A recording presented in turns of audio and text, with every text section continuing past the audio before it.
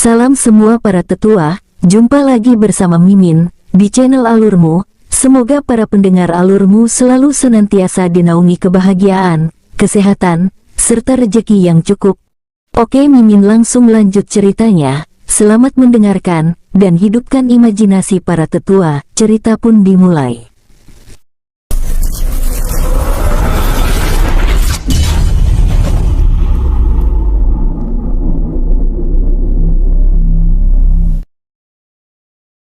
Di jalanan kota Ning, Seng Su Nianging, apakah ada yang salah? Tanya King Yan saat melihat King Ruo tiba-tiba memperlambat langkahnya. Ternyata kota kecil ini memiliki hewan buas pelindung tingkat abadi, ucap King Ruo. Benar Seng Su Nianxing, dirumorkan bahwa kota Ning ini memang dilindungi oleh seekor elang emas abadi, ucap King Yan, yang merasa heran karena King Ruo dapat mengetahui hal tersebut. Tuan muda, sepertinya Seng Su Nianging sudah berada di tahap abadi, ucap King Mutang berbicara pada King Yan melalui telepati. Tapi, bukankah sebelumnya tetua membantah hal tersebut? Benar, tapi kali ini aku benar-benar yakin, karena hanya mereka yang berada di tahap abadi yang dapat merasakan kekuatan abadi dengan mudah, dan selain itu, dengan tingkat kultivasinya, Seng Su Nianxing bahkan mampu membunuh leluhur klan Daoji dan itu mustahil dilakukan oleh kita yang berada di tingkat semi-abadi, ucap King Mutang memberikan alasan. Tapi kali ini aku yang ragu, karena di dalam dunia perang sebelumnya, Seng Su Nianxing memang sudah begitu mendominasi, ucap King Yan, sambil menatap punggung King Ruo yang berada di depannya. Setelah bergerak sepanjang waktu mereka akhirnya tiba di pusat kota Ning, lalu terus bergerak menuju gerbang teleportasi kota yang ternyata sudah dipenuhi banyak orang. Sepertinya kita akan menunggu, ucap King Ruo. Seng Su Nianxing, biar hamba saja, ucap King Mutang, berbicara melalui telepati, bergerak memasuki barisan sambil meminta King Ruo dan King Yan untuk mencari tempat untuk menunggu. Baiklah, ucap King Ruo. Pada saat akan mencari tempat untuk beristirahat, tiba-tiba King Ruo menghentikan langkahnya, dan menggelengkan kepala saat melihat sosok paruh baya tersebut hendak menerobos barisan. Mutang, tidak usah, ucap King Ruo berbicara melalui telepati dengan serius, membuatnya seketika berhenti. Baik Seng Su Nianging, ucapnya lalu kembali menuju barisannya, menghampiri King Ruo dan King Yan yang masih berada di barisannya. Hamba mohon maaf Seng Su Nianxing, ucapnya dengan sungguh-sungguh. King Ruo menganggukkan kepalanya. Itu adalah sikap yang buruk, jadi jangan diulangi, ucapnya dengan ramah. Baik Seng Su Nianging. Seng Su Nianging, situasi ini jarang terjadi, apakah telah terjadi sesuatu? Tanya King Yan menatap King Ruo dengan serius. Mungkin saja, jawab King Ruo menanggapi sambil memeriksa tempat itu dengan seksama. Saudara, situasi ini tidak seperti biasanya, apakah telah terjadi sesuatu? Tanya King Yan pada pemuda yang ada di hadapan mereka. Pemuda yang masih merasa kesal karena sikap King Mutang sebelumnya hanya mendengus, tanpa menjawab pertanyaan King Yan. Sudahlah, kita menunggu saja, ucap King Ruo dengan tenang, saat King Yan ingin bertanya pada kelompok lainnya. Baik, Seng Su Nianxing, ucapnya dengan hormat. 30 menit kemudian, giliran King Ruo dan rombongan akhirnya tiba. Kota Hai, Tuan, ucap King Mutang yang mengurus keperluan tersebut menjelaskan tujuannya. Baik, silakan Tuan, ucap prajurit penjaga sambil mengarahkan King Ruo dan rombongannya bergabung bersama kelompok lainnya. Ternyata ada cukup banyak yang ingin pergi ke kota Hai, ucap King Yan dengan heran, sambil menatap kelompok tersebut dengan penasaran. Apakah saudara juga ingin ke kota Hai? Tanya sosok paruh baya pada King Mutang dengan ramah. Benar, lalu saudara sendiri? Tanya King Mutang dengan ramah. Apakah Tuan belum tahu bahwa klan kuno di kawasan utara gurun kesepian tadi malam sedang menggila? Klan kuno sedang menggila, tanya King Mutang dengan serius. Sen Guoshi Daoji, tadi malam tiba-tiba menyerang klan kecil Sen Dianli, kami khawatir mereka akan menyerang kota Ning ini, jawab sosok tersebut menjelaskan alasannya meninggalkan kota itu. King Mutang menganggukkan kepalanya. Terima kasih saudara, sambil menatap King Yan dan King Ruo yang tampak tenang. 5 menit kemudian mereka akhirnya diarahkan untuk memasuki gerbang teleportasi kota tersebut. Sus, ratusan sosok tersebut memasuki pusaran angin hitam keemasan yang muncul di antara 2 pilar emas yang berada di tempat itu, dan lenyap di dalam lorong dimensi ruang dan waktu. Di dalam lorong dimensi ruang waktu, Sheng Su Nianxing, ini benar-benar aneh, bukankah kota Ning memiliki hewan pelindung? Lalu mengapa mereka masih begitu ketakutan? Serangan hewan buas abadi memang kuat, bahkan 2 kali lipat dari tingkatan yang dimilikinya, tetapi mereka juga memiliki kelemahan, salah satu ya adalah kemampuan tempur yang konstan, berbeda dengan dewa abadi yang memiliki banyak keterampilan teknik tempur, apalagi setiap klan dewa kuno selalu memiliki rahasianya masing-masing, jawab King Ruo menjelaskan. Andai saja mereka tahu bahwa klan Shen Guoshi Daoji telah dihancurkan, mungkin mereka tidak akan sepanik ini, ucap King Mutang sambil menanyakan alasan King Ruo yang masih menyisakan klan tersebut. Mutang, apakah kamu pernah mendengar organisasi Tanda Dewa? Pernah Sheng Su Nianxing. Jika aku menghapus klan Daoji yang merupakan klan kuno tersebut, aku yakin mereka tidak akan tinggal diam, apalagi jika mereka bisa menyelidiki kasus ini. Ini akan mempengaruhi reputasi baik klan King, jawab King Ruo menjelaskan alasannya. Jadi alasan Daoji Wu tidak menghancurkan klan Shen Dianli sebelumnya juga karena alasan tersebut. Bisa saja demikian, namun yang pasti Daoji Wu bekerja berdasarkan perintah, jadi dia juga tidak berani bertindak terlalu jauh, jawab King Ruo. Lalu Sheng Su Nianxing, bagaimana dengan Daoji Wu dan yang lainnya? Tanya King Yan. Tentu saja harus mendapat hukuman, dan tugas itu aku berikan pada kalian, jawab King Ruo sambil berbincang-bincang santai. Di tempat lain, penginapan Mutiara Biru. Luo Zhao tiba-tiba keluar dari dalam ruangannya, lalu bergerak menuju ruangan King Ruo. Pada saat berjalan menuju ruangan King Ruo, Luo Zhao melihat Luo Jiaolai ternyata juga keluar dari dalam ruangannya. Saudari. Luo Zhao memanggil gadis tersebut dengan ramah. Saudara, ucapnya menyapa Luo Zhao dengan hormat. Apakah saudari ingin keluar? Benar saudara, tapi aku ingin melapor pada penguasa muda terlebih dahulu, jawab Luo Jiaolai. Saudari, aku juga ingin menikmati suasana kota Hai, ucap Luo Zhao sambil menjelaskan tujuannya yang juga ingin melapor pada King Ruo. Baik, mari kita temui penguasa muda, ucap Luo Jiaolai sambil berbincang-bincang santai, hingga akhirnya tiba di depan pintu kamar King Ruo. Penguasa muda, ucap Luo Zhao sambil mengetuk pintu kamar tersebut dengan perlahan. Saudara, sepertinya penguasa tidak ada di dalam, ucap Luo Jiaolai dengan serius. Itu artinya penguasa sedang keluar, ini aneh, karena tidak biasanya penguasa muda seperti ini, ucap Luo Zhao dengan serius. Mungkin ada hal penting yang ingin penguasa muda selesaikan tanpa ingin melibatkan kita, lalu saudara apa rencana kita selanjutnya? Tanya Luo Jiaolai. Setelah berpikir cukup lama, Luo Zhao lalu mengirim pesan jiwa pada King Ruo dan melaporkan kegiatan mereka. Saudari, mari ucapnya sambil membawa Luo Jiaolai keluar dari penginapan tersebut. Di tempat lain, lorong dimensi ruang dan waktu. King Ruo dan rombongannya yang bergabung bersama ratusan pendukung kota Ning, tiba-tiba merasakan cincin penyimpanannya bergetar. Luo Zhao dan Luo Jiaolai, batinnya sambil memeriksa lencana giok pesan jiwa tersebut dan membalasnya dengan tenang. Sheng Su Nianxing, ada apa? Tanya King Yan melalui telepati. Hanya pesan jiwa dari teman, jawabnya dengan tenang, lalu berbincang-bincang santai. 2 jam kemudian, mereka akhirnya melihat cahaya putih di ujung lorong. Sheng Su Nianxing, kita akan segera tiba, ucap King Yan berbicara pada King Ruo melalui telepati. Baiklah, ucap King Ruo menanggapi dengan tenang. Tidak lama kemudian, swus, mereka terhisap dan muncul di pusat kota Hai.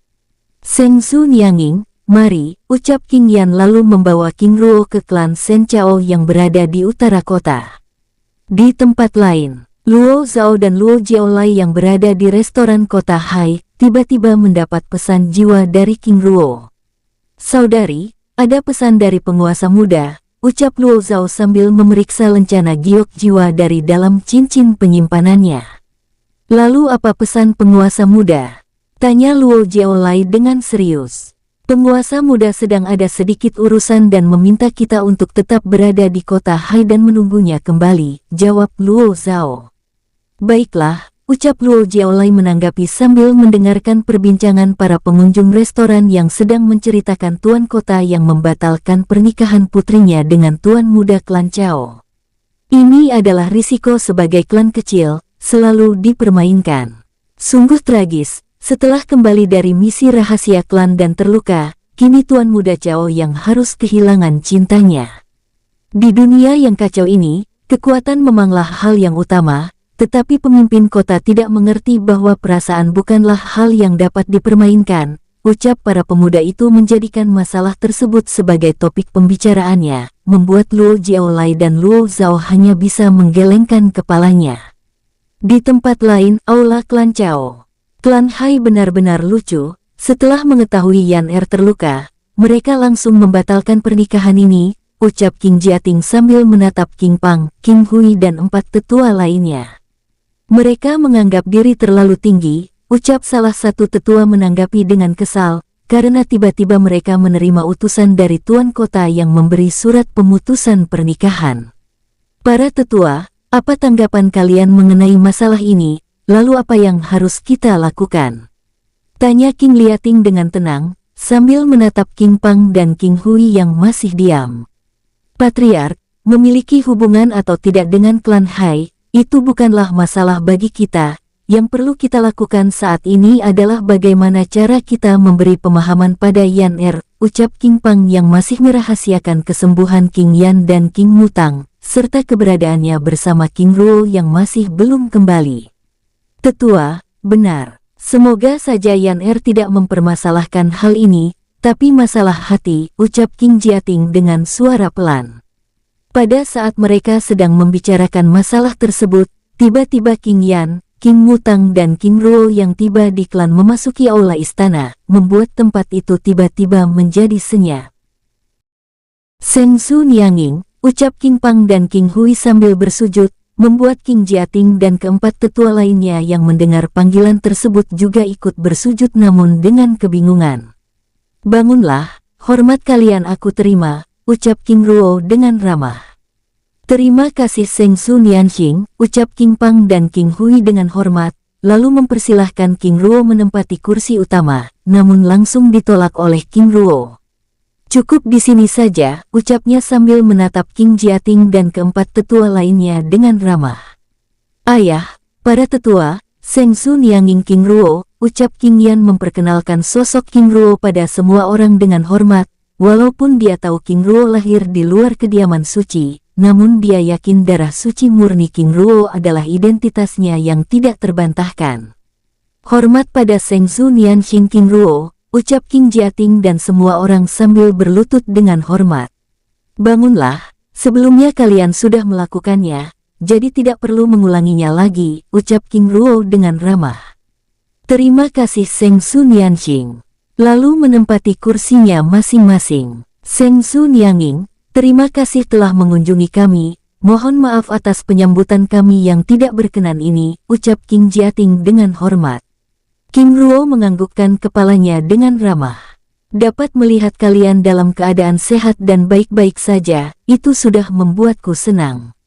"Terima kasih Seng Su Nianging," ucap King Jiating dengan penuh hormat, karena tidak menyangka klan kecil mereka akan kedatangan seorang dari kediaman suci, namun yang membuatnya semakin heran adalah bagaimana putranya King Yan bisa berhubungan dengan King Ruo, sedangkan dirinya saja tidak pernah bisa bertemu mereka dari kediaman suci.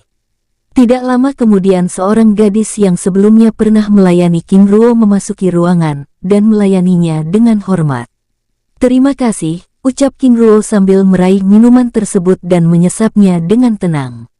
"Seng Su Nianxing, jika hamba boleh tahu, hal apa yang telah membawa Seng Su Nianging mengunjungi klan kecil kami ini?"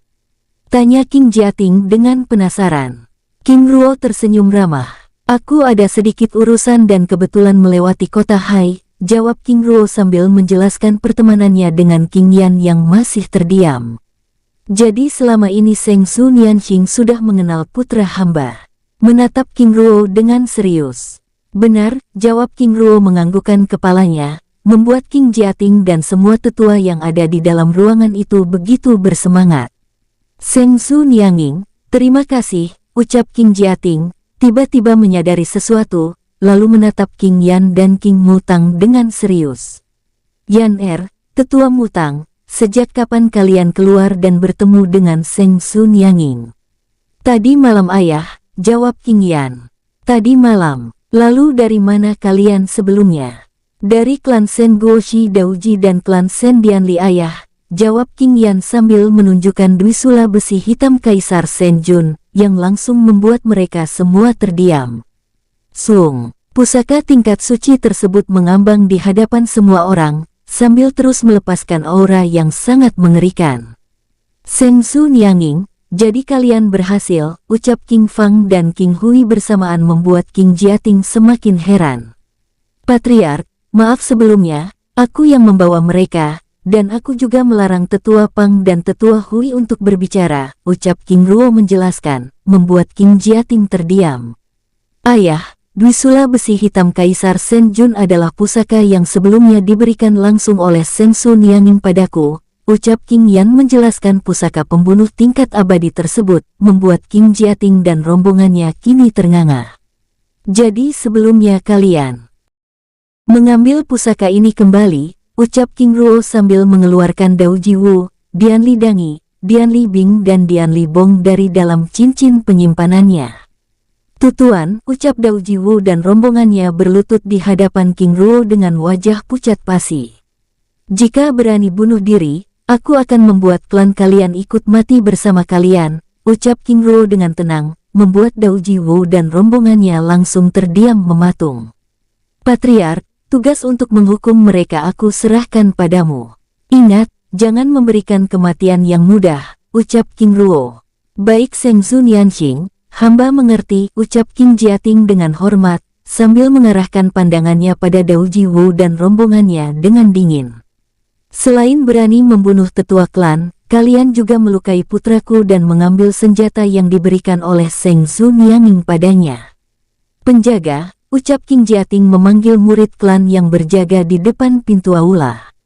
Tidak lama kemudian, dua prajurit memasuki ruangan. Kami Patriark. Dengan sikap hormat, masukkan mereka ke dalam penjara segel petir, ucapnya dengan serius. Baik Patriark, jawab kedua sosok tersebut, lalu membawa Dao Ji Wu dan rombongannya meninggalkan ruangan itu. Setelah Dao Ji Wu dan rombongannya pergi, King Jiating lalu melanjutkan pembicaraan. Seng Su Nianqing, terima kasih sudah menolong kami. Sebelumnya hamba bahkan sudah melaporkan masalah ini pada Patriark Wuling di kota Han, dan Patriark Erning di kota Ye, tetapi mereka tidak berani bertindak karena menganggap masalah ini tanpa bukti. Selain itu mereka juga tidak percaya akan ada klan yang berani menyinggung kita, ucap King Jiating menjelaskan. King Ruo menganggukkan kepalanya. Pendapat mereka memang benar, tetapi setidaknya penyelidikan tetap harus dilakukan, dan ini ingin menegaskan, agar kalian tidak menganggap remeh hal-hal kecil yang dapat menjadi masalah besar, karena bagaimanapun juga akan ada mereka yang berani melakukan apa saja untuk mendapatkan apa yang diinginkannya, termasuk menyinggung dan membunuh anggota klan kita, ucap King Ruo.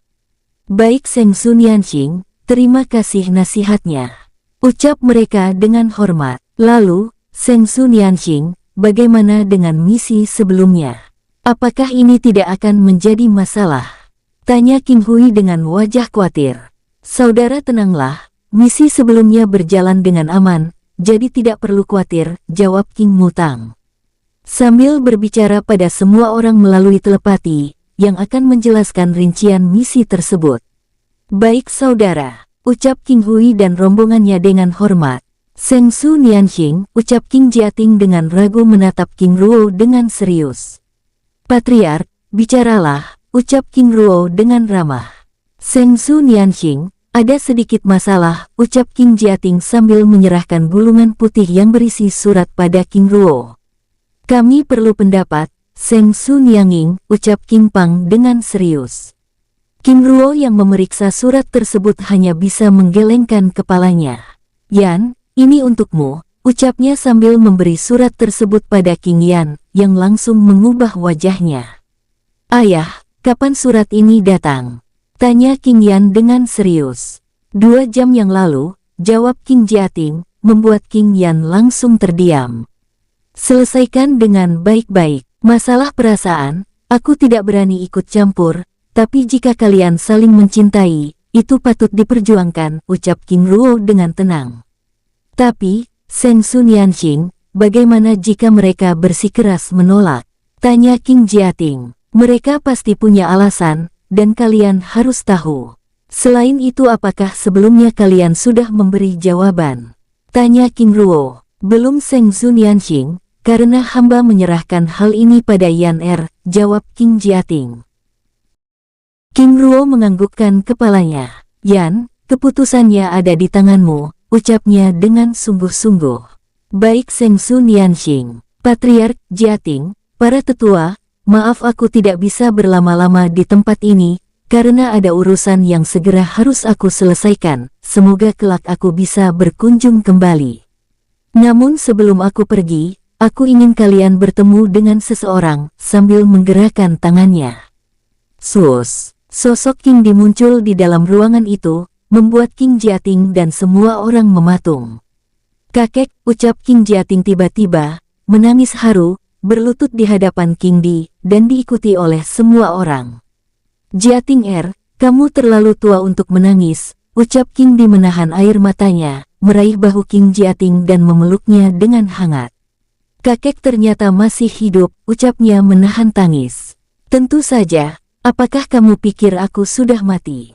King Jiating yang seperti anak kecil itu menganggukkan kepalanya. Mengapa kakek tidak pernah kembali? Dengan wajah serius sambil melepaskan pelukannya dan mengusap air matanya. Ceritanya panjang, jawab King Di sambil mengitari pandangan, dan meminta mereka untuk berdiri. Kakek, ini Yan putra semata wayangku, ucapnya memperkenalkan King Yan pada King Di dengan penuh hormat. Kakek buyut, Yan memberi hormat, ucapnya sambil berlutut di hadapan King Di. Yan bangunlah, ucapnya dengan hangat. Terima kasih kakek buyut, paman, ucap King Pang dan rombongannya memberi hormat pada King Di. Di kursinya King Ruo yang sebelumnya sudah menduga hubungan King Di dengan King Jiating, hanya bisa melihat peristiwa haru itu dengan senyum yang terus mengembang dari wajahnya. King Di, aku pergi dulu, setelah kembali dari tugasku, aku akan menjemputmu, ucap King Ruo sambil berdiri dari kursinya. Baik tuan muda, terima kasih, ucap King Di sambil berlutut dengan hormat. Jiating, ucap King Ruo sambil memberikan cincin penyimpanan yang berisi belasan senjata tingkat tinggi, ratusan pil tingkat tinggi dan ribuan buah-buahan abadi. Seng Su Nianging, ini ucap King Jiating hendak menolak karena merasa benar-benar tidak pantas untuk menerima pemberian tersebut. Jiating ucapkan terima kasih, ucap King Di dengan penuh arti. Maaf Seng Su Nianging, terima kasih, sambil menerima cincin penyimpanan tersebut dengan hormat. Baiklah, aku pergi dulu, ucap King Ruo, lalu meninggalkan tempat itu. Sus, sosoknya membias dan lenyap dari tempat itu. Setelah King Ruo pergi, suasana di tempat itu begitu hidup, bahkan King Jiating dan semua orang lupa dengan masalah yang sedang mereka hadapi. Jiating, lain kali jika tuan muda memberikan sesuatu, jangan pernah menolak, karena selain hal itu akan membuatnya marah, barang yang diberikan juga bukanlah barang murahan, ucap King Di. Baik kakek, dengan wajah gembira. Coba kamu periksa benda apa saja yang diberikannya, ucap King Di. Kakek, ini, ucapnya takjub, yang tidak menyangka akan ada begitu banyak sumber daya tingkat tinggi di dalam cincin penyimpanan tersebut. Kakek, Seng Su Nianxing sebelumnya bahkan memberikan Yan pusaka pembunuh abadi, ucap King Jiating menjelaskan. Benarkah? Tanya King Di. Benar kakek buyut, ucap King Yan sambil menunjukkan Dwisula besi hitam Kaisar Sen Jun pada King Di. Benar-benar senjata yang sangat mengerikan. Yan gunakan senjata ini seperlunya, karena dengan tingkat kekuatanmu, kamu bahkan masih belum mampu mengendalikannya, ucap King Di saat merasakan aura pembunuhan muncul di dalam ruangan itu yang begitu menindas mereka. Baik kakek buyut, Seng Su Nianging sebelumnya juga sudah mengingatkan, ucapnya membuat King Di yang terus mendengarkan King Yan menyebut panggilan suci pada King Ruo tersenyum bangga. Gunakan pusaka dan sumber yang diberikan oleh Tuan Muda untuk meningkatkan kekuatan kalian, siapa tahu di masa depan kita dapat kembali memasuki klan utama, ucap King Di dengan serius. Baik kakek, jawab King Jiating. Tapi paman, apakah Seng Su Nianging tidak bisa membantu kita saat ini? Jika menurut keinginannya tidak akan ada satupun keluarga cabang yang keluar dari wilayah utama, tetapi Seng Su Nianxing juga sedang dalam masalah, ucap King Di membuat King Yan yang juga tahu masalah itu menganggukkan kepalanya. Kakek buyut benar, ucap King Yan penuh arti.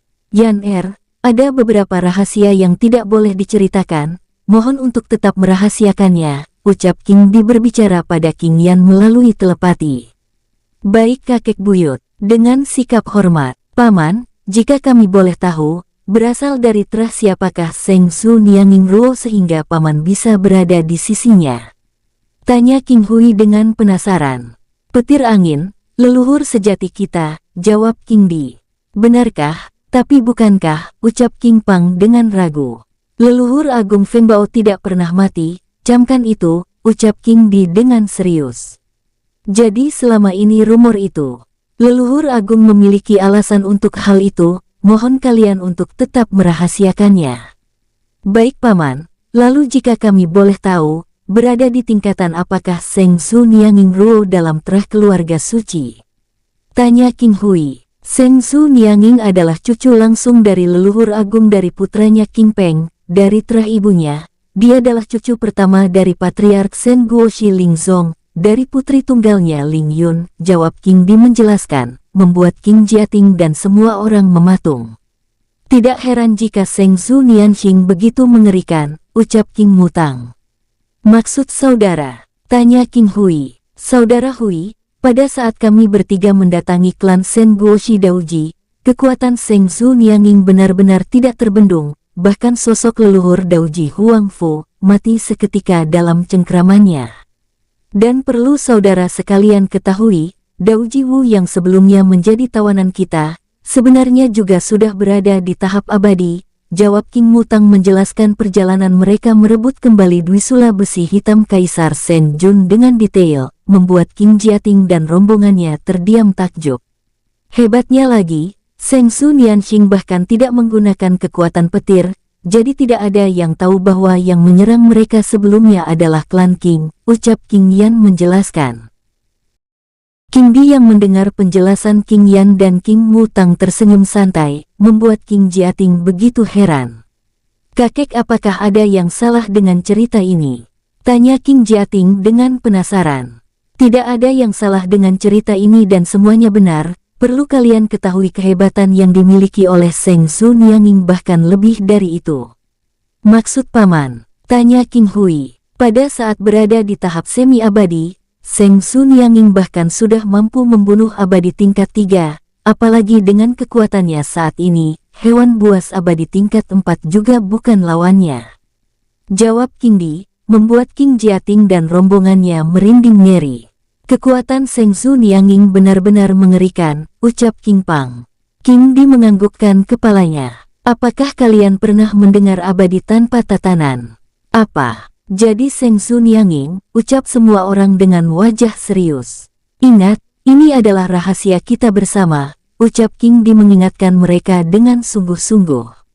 Baik paman, ucap King Pang dan rombongannya yang kini begitu bersemangat.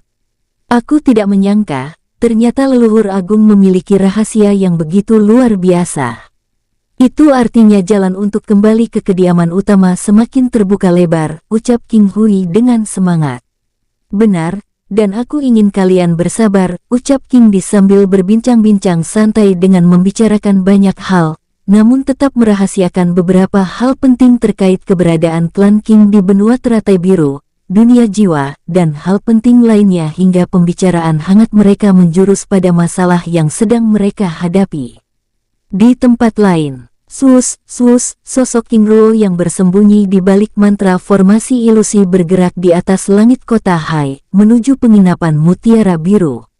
Sepertinya harus tinggal beberapa hari lagi, batinnya yang tidak ingin meninggalkan masalah yang sedang dihadapi King Yan, sambil mengirim pesan pada Luo Zhao dan Luo Jiaolai untuk menyelidiki kasus tersebut. Sosoknya terus bergerak dengan tenang, hingga akhirnya tiba di atas langit penginapan Mutiara Biru. Sosoknya bergerak memasuki kamarnya, lalu beristirahat di tempat itu dengan tenang. Di tempat lain, pusat penjualan senjata dan sumber daya kota Hai. Luo Jiaolai dan Luo Zhao yang sedang berada di tempat itu tiba-tiba mendapat pesan jiwa King Ruo. "Saudari, ada perintah baru dari penguasa," ucap Luo Zhao. "Perintah baru?" "Benar, penguasa ingin kita menyelidiki masalah pembatalan pernikahan Tuan Muda Cao Yan dengan Putri Hai Zhongwu," jawab Luo Zhao. "Baik. Apakah penguasa sudah ada di penginapan?" "Benar, saat ini penguasa sudah berada di dalam ruangannya," jawab Luo Zhao sambil memberikan rincian rencana yang berikan oleh King Ruo pada mereka, lalu membawa Luo Jiaolai bergerak menuju kawasan istana kota Hai. Di tempat lain, penginapan Mutiara Biru. Setelah membersihkan diri dan mengganti pakaiannya, King Ruo lalu mengeluarkan Long Yuwei dari dalam dunia jiwa. Sosoknya muncul di hadapan King Ruo. "Yuwei, aku ingin beristirahat di dalam dunia jiwa. Jika Luo Zhao dan Luo Jiaolai ingin menemuiku, panggil saja aku," ucap King Ruo. "Baik penguasa." Setelah berkata-kata, King Ruo lalu memasuki dunia jiwa. Sosoknya muncul di halaman villa bambu emas, lalu berkultivasi di tempat itu dengan tenang. Di tempat lain, aula utama kediaman klan King. Pembicaraan mengenai pembatalan pernikahan yang dilakukan oleh pemimpin kota Hai masih berjalan dengan alot. "Yan, ini masalah harga diri, walaupun demikian aku juga tidak melarang kamu untuk memperjuangkan cintamu. Apalagi Seng Sun Yanging juga sudah mengingatkan untuk menyelesaikan masalah ini dengan baik-baik," ucap King Di, menatap King Yan yang masih gamang. "Tapi kakek buyut," ucapnya ragu, sambil menatap King Jiating yang tampak tenang. "Tidak ada tapi-tapian, jika kamu tidak bisa bicara aku akan menemanimu," ucap King Di dengan serius. King Yan tersenyum kecut, sambil menggelengkan kepalanya. "Kakek buyut, aku bisa sendiri," ucapnya dengan serius. "Ini baru King sejati. Yan, kekuatan dan cinta adalah dua hal yang harus diperjuangkan, dan setiap keputusan selalu ada risiko, dan kita harus siap dengan hal itu," ucapnya sambil menepuk-nepuk bahu King Yan dengan bangga. "Baik kakek buyut, ayah, aku pergi dulu," ucapnya sambil membawa gulungan yang berisi surat pembatalan pernikahan yang diberikan oleh utusan klan Hai. "Kakek, apakah kita tidak?" ucap King Jiating menghentikan kata-katanya, saat melihat King Di menggelengkan kepalanya, menatap sosok King Yan yang terus melangkahkan kakinya meninggalkan ruangan tersebut. "Jiating, dukungan itu harus dilakukan, namun jangan lupa untuk membentuk mentalnya. Ingat, seorang King yang tangguh tidak mengenal kata takut, menyerah dan khawatir," ucap King Di sambil meminta King Mutang, King Hui dan King Pang untuk mengikuti King Yan dengan diam-diam. "Baik kakek, terima kasih sudah mengingatkan," ucapnya dengan hormat. "Patriark, paman, kami pergi dulu," ucap King Mutang dengan hormat, lalu membawa King Pang dan King Hui meninggalkan ruangan tersebut.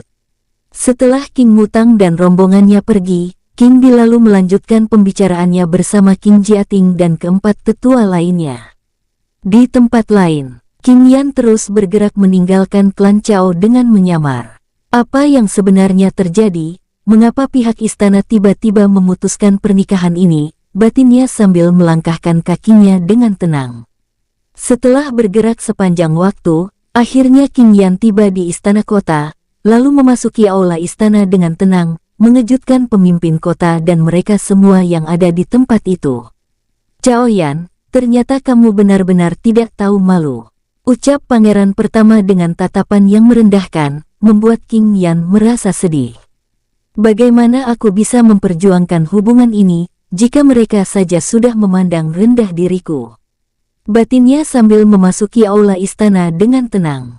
Yang mulia, aku Cao Yan datang menghadap, ucap King Yan sambil menangkupkan tangannya dengan hormat, dengan mengabaikan keberadaan pangeran pertama dan menatap semua orang yang ada di dalam ruangan itu dengan tenang. Cao Yan, apakah kamu datang sendiri? Di mana keluargamu? Tanya pangeran pertama kembali bertanya. Pangeran, kedatanganku bukan untuk berbicara denganmu, jadi jangan menyela yang mulia untuk berbicara. Kamu, ucap pangeran pertama dengan gusar. Sebelumnya Anda mengatakan bahwa aku ini tidak tahu malu, pangeran, perlu aku ingatkan, hewan liar saja memiliki rasa malu apalagi diriku, tapi masalah ini harus tetap diselesaikan. Sebelumnya saat aku meminta Zhongluer pada Yang Mulia, bukankah aku juga datang sendiri, lalu haruskah keluargaku yang kalian hina itu datang ke tempat ini? Yang Mulia, mohon penjelasannya. Ucap King Yan dengan tenang membuat suasana di dalam ruangan itu menjadi hening. Cao Yan, aku mengagumi keberanianmu, tapi melanjutkan pernikahan atau tidak itu adalah keputusanku. Jawab pemimpin kota dengan tenang. King Yan menghembuskan napas panjang. Aku tidak mengira bahwa seorang pemimpin kota menganggap perasaan sebagai mainan. Jangan lancang kamu, ucap pangeran pertama yang kini benar-benar telah murka. Yang tidak memiliki rasa cinta, bagaimana kamu bisa mengerti? Jadi jangan suka menyela. Yang mulia, terima kasih penjelasannya, tapi sebelum aku pergi, aku ingin mendengar keputusan dari Zhongluer, ucap King Yan dengan serius, membuat para jenderal dan menteri kerajaan yang ada di dalam ruangan itu hanya bisa terdiam, menatap King Yan dengan perasaan sedih, namun mereka juga tidak bisa berbuat apa-apa. Cao Yan, sudah aku katakan sebelumnya, aku yang membuat keputusan, jadi kamu tidak perlu lagi mendengar keputusan dari putriku, ucap pemimpin kota dengan tegas. Sebelum aku mendengar dari Zhongluer, aku tidak akan pernah menerima keputusan ini. Jika ada yang berani menikahinya, maka aku akan membunuhnya. Ucap King Yan dengan serius. Membuat ruangan itu menjadi tegang, bahkan membuat pangeran pertama dan 3 pemuda yang berada di kursi kehormatan mengeluarkan aura pembunuhan dari tubuhnya. Cao Yan, jangan tidak tahu diri kamu. Apakah kamu pikir klan kecil seperti kalian pantas menikahi adikku? Ucap pangeran pertama dengan murka. Hai Bin, kamu yang tidak mengerti perasaan cinta diam saja. Jangan kira aku takut untuk membunuhmu. Ucap King Yan dengan serius, membuat Hai Bin tertawa terbahak-bahak. Tidak memberikan sanksi dan meminta kompensasi atas biaya pertunangan yang kami berikan sebelumnya, itu sudah bagus, tapi kamu bahkan berani mengancamku. Cao Yan, jika kamu tidak pergi sekarang juga, maka jangan salahkan aku menyerang kamu yang sedang terluka. Ucap Hai Bin dengan serius. Jika ingin aku pergi, hadirkan Zhongluer sekarang juga, biarkan aku mendengar langsung keputusannya. Ucap King Yan dengan tegas. Hai, para jenderal, para menteri, lihatlah. Definisi dari orang miskin dan tidak malu yang sesungguhnya. Selain tidak sadar dengan kedudukannya, dia juga sangat kebal dari hinaan. Benar-benar tidak tahu diri. Yang mulia, aku hanya ingin mendengar keputusan dari Zhongluer, setidaknya dia juga tahu bahwa aku memperjuangkan perasaannya dan tidak pergi begitu saja. Yang mulia, apakah permintaanku ini berlebihan? Ucap King Yan membuat 3 pemuda yang duduk di kursi kehormatan itu tertawa. Yang mulia, sepertinya klan Cao ini memang perlu dihapus. Selain begitu tidak tahu malu, juga tidak tahu diri, ucap salah satu pemuda tersebut dengan serius. King Yan yang akhirnya menyadari status ketiga pemuda yang duduk di kursi kehormatan tersebut lalu mengarahkan pandangannya. Kamu ingin menghapus klanku? Apakah kamu mampu melakukannya dan menanggung resikonya? Cao Yan, mereka adalah utusan dari kediaman Luwu, apakah kamu berani menantang kediaman Perdana Menteri Kekaisaran? Ucap Hai Bin, membuat King Yan tiba-tiba terdiam.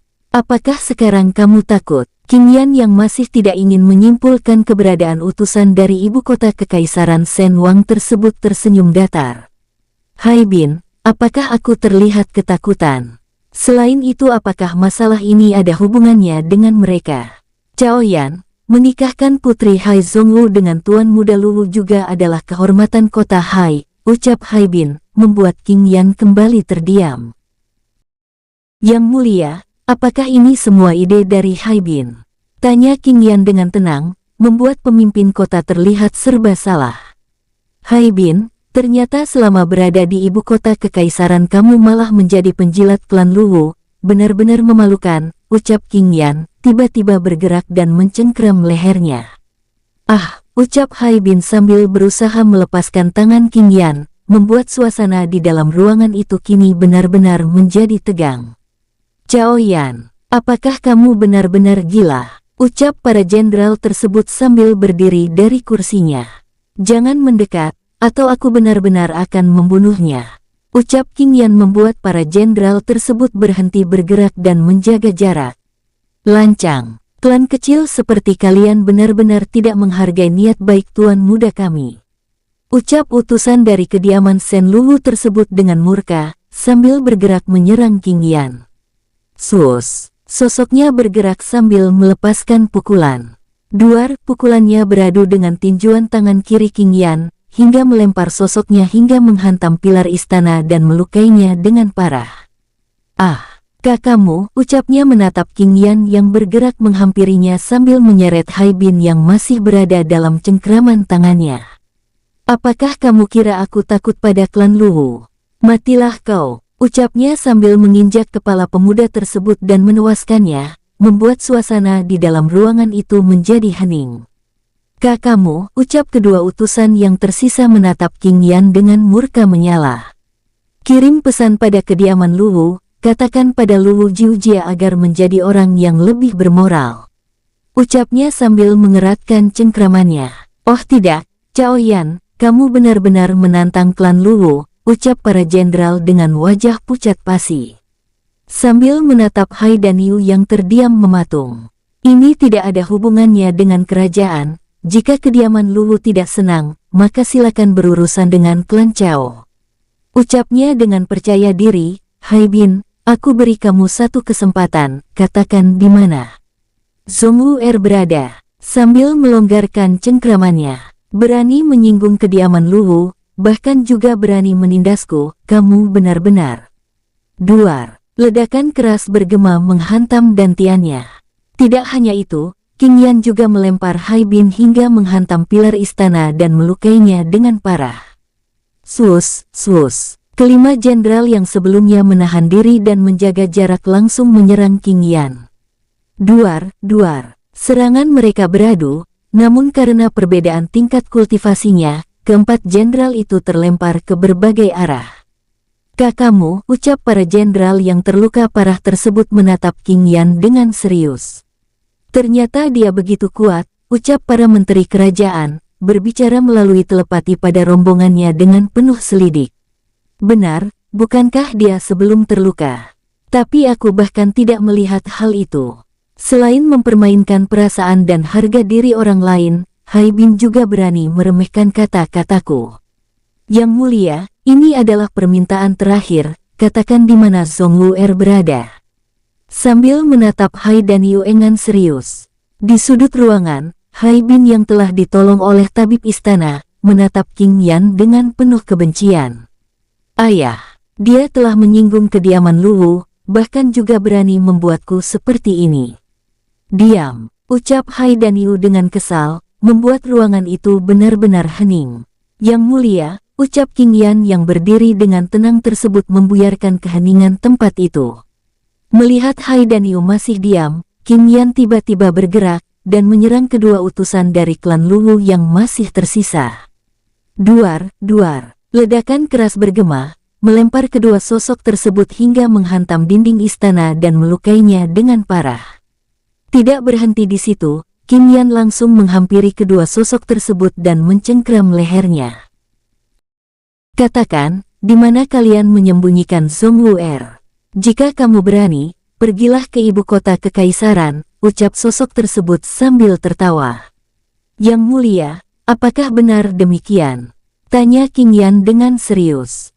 Haidan Yu yang masih tidak ingin bicara itu hanya menganggukkan kepalanya. Sesuai permintaanmu, aku berjanji akan mendatangi klan Luwu dan menghancurkannya. Ucap King Yan lalu meremukkan leher kedua pemuda tersebut dan menewaskannya, membuat ruangan itu kini benar-benar hening. Yang mulia, aku menolak pembatalan pernikahan ini, dan aku akan merebut Zhongwuer kembali. Selain itu, mulai hari ini aku dan Zhongwuer tidak memiliki hubungan dengan kalian lagi. Sambil menghancurkan surat pembatalan pernikahan, lalu meninggalkan tempat itu. Sosoknya membias dan lenyap dari pandangan semua orang. Yang mulia, apa yang harus kita lakukan? Tanya para menteri, menatap Haidan Yu yang terdiam. Haidan Yu yang terdiam tersebut mengalihkan pandangan pada Hai Bin yang masih berada di dalam ruangan itu dengan tajam.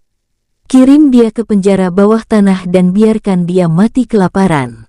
Ucapnya dengan penuh kemarahan, membuat Hai Bin meraung keras. Sampah tidak berguna, hanya bisa membuat masalah. Kota yang telah dibangun oleh leluhur Hai selama puluhan ribu tahun, kini benar-benar menuju kehancuran.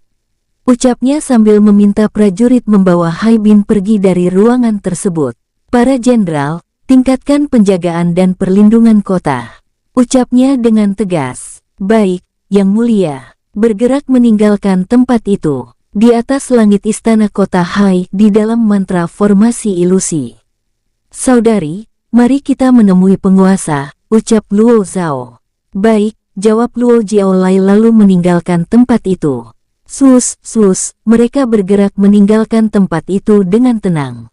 Tidak lama kemudian, tidak jauh dari tempat mereka berada, King Mutang, King Pang dan King Hui yang juga bersembunyi di balik mantra formasi ilusi juga bergerak meninggalkan tempat itu.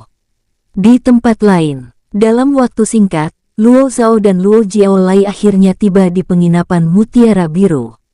Saudari, dari kamarku saja, ucap Luo Zhao sambil membawa Luo Jiaolai memasuki kamarnya. Dari dalam kamar tersebut, mereka lalu bergerak menuju kamar King Luo. Ini aneh, apa hubungan penguasa dengan Tuan Muda Cao yang tersebut? Tanya Luo Zhao dengan penasaran. Saudara, aku juga begitu penasaran, ucap Luo Jiaolai menanggapi, berbincang-bincang santai hingga akhirnya mereka tiba di depan pintu kamar King Luo. Saudari, masuk saja, ucap Long Yuwei yang mengenali aura Luo Zhao dan Luo Jiaolai, sambil membuka mantra formasi yang menyegel pintu kamar. Terima kasih saudara, ucap Luo Zhao lalu membawa Luo Jiaolai memasuki kamar tersebut. Setelah berada di dalam ruangan, Long Yuwei lalu menyegel pintu kamar itu kembali.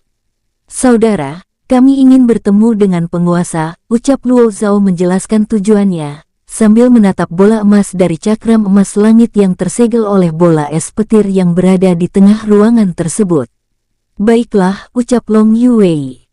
Tidak lama kemudian, bola emas yang tersegel oleh bola es petir tersebut lenyap, menampilkan sosok King Luo. Penguasa, ucap Luo Zhao dan Luo Jiaolai berlutut dengan hormat. Bangunlah, ucap King Luo dengan ramah sambil duduk pada kursi yang ada di dalam ruangan tersebut.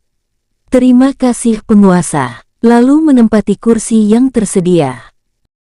Terima kasih penguasa, lalu menempati kursi yang tersedia. Luo Zhao, bagaimana pekerjaan kalian?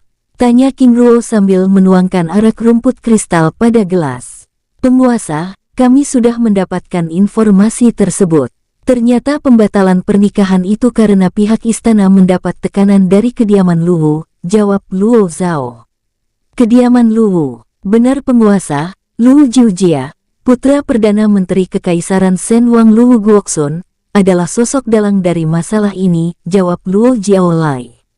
Itu artinya Luwu Jiujia adalah sosok yang merebut putri Hai Zhongwu, ucap Long Yuwei. Benar, saudara, tapi ini semua karena pangeran pertama Hai Bin yang ingin memiliki hubungan dengan klan Luwu, jawab Luo Zhao menjelaskan. Lalu bagaimana reaksi dari Cao Yan? Tanya King Luo dengan serius. Tuan Muda Cao Yan berjanji akan menghancurkan klan Shen Luwu, Bahkan sebelumnya dia juga membunuh 3 utusan dari klan Luwu dan menghancurkan kultivasi Pangeran Haibin, jawab Luo Zhao. King Ruo mendesah panjang sambil menggelengkan kepalanya. Sepertinya perjalanan ke kota Feilong akan tertunda, ucapnya dengan wajah khawatir. Penguasa, siapa Tuan Muda Cao Yan ini? Lalu ada hubungan apa penguasa dengannya? Tanya Luo Zhao dengan serius. Dia adalah seorang king, jawab King Ruo. Apa? Seorang king? Benar, ayahnya King Jiating adalah cucu King Di, jawab King Ruo, membuat Luo Zhao dan Luo Jiaolai langsung terdiam. Itu artinya Tuan Muda King Yan dalam bahaya, karena klan Shen Luwu sebagai pilar kekaisaran pasti memiliki kekuatan rahasia. Selain itu, Tuan Muda King Yan juga tidak mungkin menyerang kediaman kekaisaran dengan membawa nama klan King. Penguasa, apa rencana kita? Tanya Luo Zhao dengan serius. Kalian bertiga temui King Di klan Cao dan informasikan perkembangan di klan tersebut dan katakan pada mereka untuk tidak membuat pergerakan yang berarti, jawab King Ruo. Baik, lalu bagaimana dengan penguasa? Tanya Luo Jiaolai. Aku akan menyusul King Yan ke ibu kota, jawabnya dengan tenang. Baik penguasa, ucap Luo Zhao lalu membawa Luo Jiaolai dan Long Yuwei meninggalkan ruangan itu. Setelah Luo Zhao dan rombongannya pergi, King Ruo lalu meninggalkan tempat itu. Bersambung, sampai ketemu di episode selanjutnya. Semoga kalian semua selalu terhibur, dan terima kasih.